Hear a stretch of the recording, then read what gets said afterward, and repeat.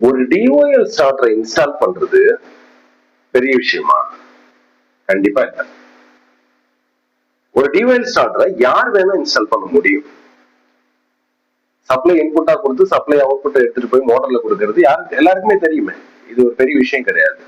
ஆனா மோட்டர் ஏன் ட்ரிப் ஆகுது, கான்டாக்டர் ஏன் எரிஞ்சு போகுது, ஓஎல்ஆர் ஏன் அடிக்கடி ட்ரிப் பண்ணி விடுது, இதோட கனெக்ஷன் டயக்ராம் எப்படி இருக்கும், இதுல இருக்கிற ஃபால்ட் என்னென்ன மாதிரி ஃபால்ட் வரும், இந்த ஃபால்ட் எப்படி ஐடென்டிஃபை பண்ணி அதை சரி பண்றது, இதெல்லாம் கத்துக்கிறது அதை விட சிம்பிள்.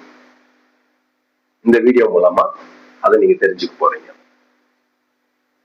வாங்க வீடியோக்குள்ள போலாம். நான் உங்க மின்சார மனிதன். டிஓஎல் ஸ்டார்டர்னா முக்கியமான ஒரு 5 பார்ட்ஸ் இருக்கு அப்படின்னு சொல்லி நம்ம பார்த்துருக்கோம் இல்லையா? MCB, contactor, OLR, overload relay, on button, off button.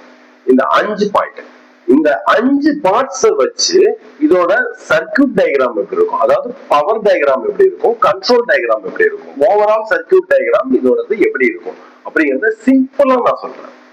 இந்த சர்க்யூட்டை மட்டும் நீங்க புரிஞ்சுக்கிட்டீங்க அப்படின்னா டிஓஎல் ஸ்டார்டர்ல ஃபால்ட் அட்டெண்ட் பண்றதுங்கிறது ஒரு பெரிய விஷயமே கிடையாது.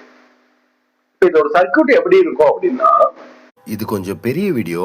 இதோட லிங்க் டிஸ்கிரிப்ஷன்ல இருக்கு, ஃபுல்லா பாருங்க.